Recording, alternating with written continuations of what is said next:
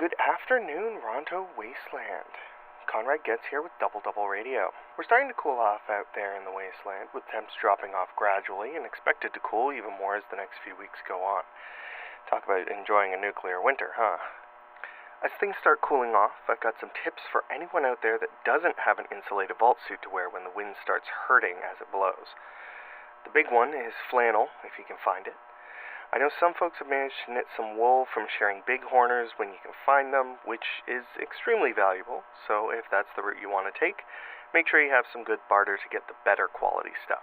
If you can't get any quality wool or warm clothes, then finding shelters that are secure or have some generators for heat, that is extremely important.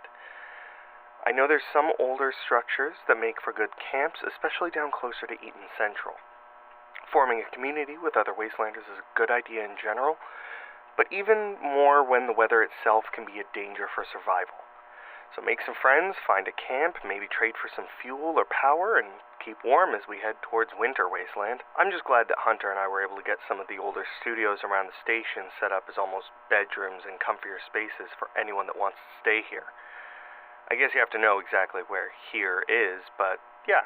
Friends of the station are of course welcome if you need somewhere to stay. Just be careful of Notch roaming around, especially if you're allergic to furry animals. She does love to snuggle up to new people that come by. Speaking of furry friends, I do have some news, particularly in the form of some notices from the board in Eaton Central, starting with this one. Miss Maple's scav panda Bandit is missing. She's unsure of how Bandit got out, but he's usually only gone for a night at a time when he's digging around in junk piles. Unfortunately, it's been a few nights longer than that, which is a bit of a cause for concern. I don't think anything bad would have happened since I've met Bandit, and he's distinctly a pet and not your usual scav panda that would be either a threat or lunch. Miss Maple is offering 75 caps to whoever can get her some information, and will double it if you help Bandit return home safely. Now, if the name Miss Maple sounds unfamiliar to any listeners out there, then I definitely suggest hitting up the Ref Library Market, since her book, Miss Maple's Monster Manual of Mutated Miscreants, is a useful read, and can be picked up there for a few caps or comparable barter.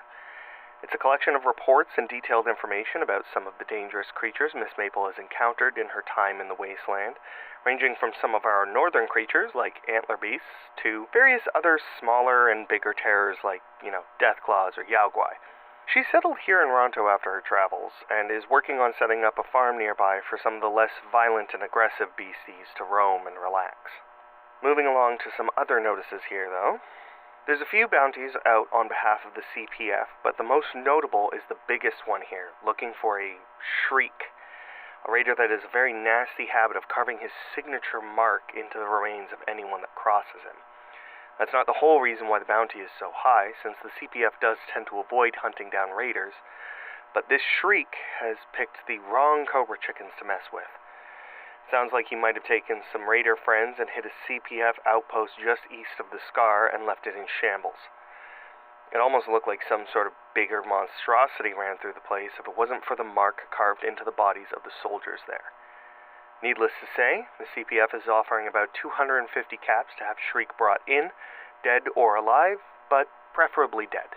The bounty can be picked up from General Hawkins at the castle upon proof of the kill or once Shriek has been locked up. Let's see here, lightning round of these other notices. 50 caps for information regarding the whereabouts of Gamma Greg, notable miscreant and rabble-rouser who ruffled some feathers at the Imperial last week. Maple Sap Salvage is offering 25 caps for scrap weapons. That's anything that might be too rusted to work or has outlived its usage in combat, which isn't a half-bad deal depending on the quality of the weapon. It'd be a great chance to make some extra caps to spend at Don Valley Arms on some shinier, newer weaponry, which they currently have a deal on. Apparently, if you buy a gun valued at 20 caps or more, you'll get a box of 20 rounds for free with it. Of course, when it comes to the bigger artillery, those don't come with the 20 rounds, but will have at least a couple free projectiles to launch. To cap this all off, the search has officially launched for the Golden Nuka Maple Caps. I've heard about hidden scavenger hunts like this in my travels, but I didn't think we would have our own up here, despite the fact I probably should have expected it.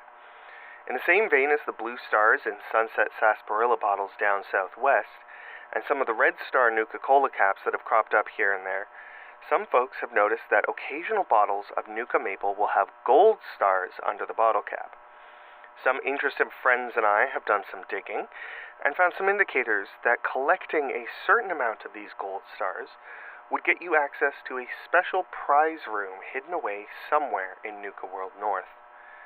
Rumors from pre-war hinted at special Nuka-Cola recipes or unreleased flavors to cash prizes and golden trinkets like actual solid gold bottles and caps. I myself have managed to snag a few of these special caps and am keeping my eye out for more.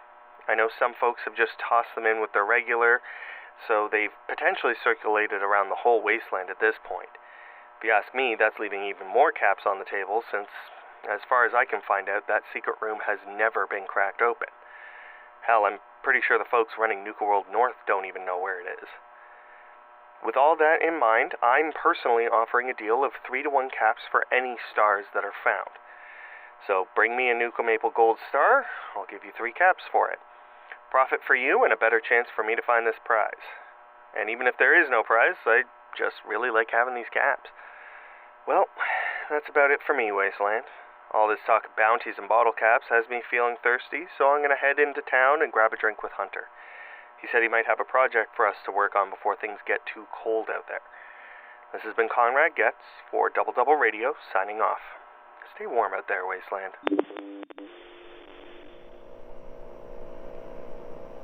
Double Double Radio, A Fallout Story, is a Voice in the Static production, written, starring, and produced by Edward Grimgrinner Hutchinson.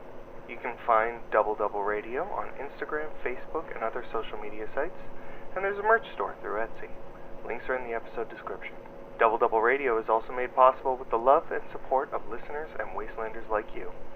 If you want to help support the show on Patreon, that link will also be in the description alongside the list of monthly supporters.